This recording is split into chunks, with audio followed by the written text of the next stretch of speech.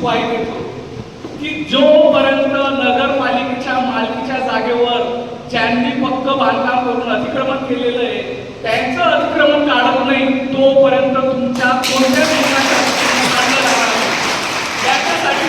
त्याच्यासाठी आमच्यावर केसेस होतील किंवा आमच्यावर काही आम्हाला कोणत्याही प्रश्नांना किंवा कोणत्याही संकटाला तोंड द्यावं लागलं तर आमचे शिवसेनेचे सर्व पदाधिकारी सर्वात अगोदर उभे राहतील। याचं अतिक्रमण न काढता आपल्याला सर्वसामान्यांचं अतिक्रमण काढलं तर त्या जीसीबीच्या समोर आहे ना आम्ही सर्व काही ठिकाणी उभं राहू आणि तुमच्या प्रश्नासाठी आम्ही निश्चित लढा त्रास होतो।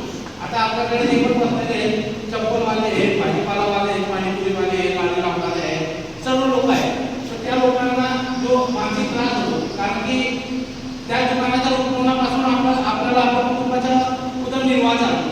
रात्रभर माणसांना झोपणं लागत माझा एक मित्र आहे त्यांनी लोकांच्या ज्या हिताच्या योजना आहेत आम्ही सर्वात महत्वाचा मुद्दा उचलला बारगळ जागीरदारांचा मुद्दा उचलला। आज आपल्या तळोदा शहरातील बहुतांश प्रॉपर्टी पत्रकावर बारगळ जागीरदारांचं नाव लिहिलेलं आहे। त्यानंतर तळोदा शहरातल्या ज्या पण अट्ट्या आहेत त्या सर्व अट्ट्या या बारगळ जागीरदारांच्या असल्यामुळे आपल्या आदिवासी बांधवांना घरकुलाचा लाभ भेटत नाही। सर्वांना घरकुल मिळतात पण आपल्या आदिवासी बांधवांना भेटत नाही। याच्यासाठी आम्ही एक मेळावा घेतला होता। मेळाव्याला लोकांनी अति प्रचंड आमच्या अपेक्षेपेक्षा जास्त लोकांनी त्या ठिकाणी उपस्थिती लावली। त्या ठिकाणी तो मेळावा यशस्वी झाला।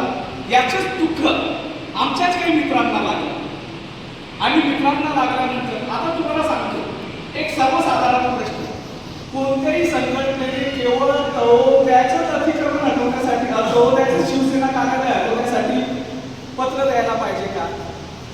माझा एकच प्रश्न आहे केवळ तळोद्यामध्ये अतिक्रमण आहे का? केवळ तळोद्याच्या याच्यावर अतिक्रमण आणि कोणत्या पक्षाचं अतिक्रमण आहे का?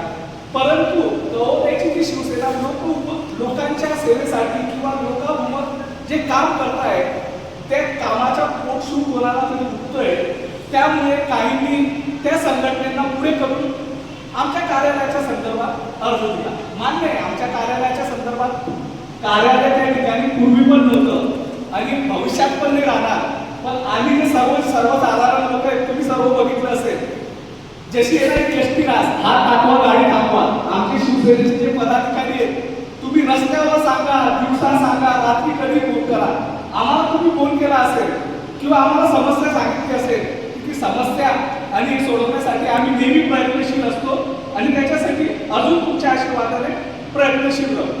कार्यालय नाही राहिलं तरी आम्ही तुमच्या समस्या सोडणारच आहोत तुमच्यासाठी आम्ही लढणारच आहोत परंतु यांनी नोटीस देत असताना आम्हाला जेव्हा नोटीस द्यायला पाहिजे होती शिवसेनेच्या कार्यालयाला नोटीस द्यायला पाहिजे होती तो ज्यांच्या हातावर पोट आहे अशा सर्वसाधारण लोकांना नोटीस नाही द्यायला पाहिजे होती। तुमचा लढा आमच्या विरोधात होता आम्हाला जेव्हा नोटीस द्या तुम्हाला जेव्हा नोटीस दिली तुमच्या पोटावर आपण ते पाय ठेवत आहे याच्यासाठी आम्ही तुम्हा सर्वांना एकत्रित करून तुमच्या वतीने आम्ही आणि आमच्यासाठी तुम्ही या हेतूने काही लोकांनी शिवसेनेच्या पक्ष कार्यालयाला विरोध केला आणि विरोध केल्यानंतर तळोदा शहरात आपल्यासारखे गरीब लोकांना सुद्धा नोटीस आल्या पण चंदू भैयांनी जेव्हा आम्हाला सांगितलं का आपण त्या सगळ्या नोटिसा गोळा करा जेव्हापर्यंत सगळ्या लोकांसाठी आपण झटणार नाही लढणार नाही आपल्या कार्यालयाला कुठलं तरी चालेल आपल्या कार्यालय कुठलं तरी चालेल पण गोरगरीब लोकांना त्रास व्हायला नको हे आपल्या भैया साहेबांनी सांगितलं।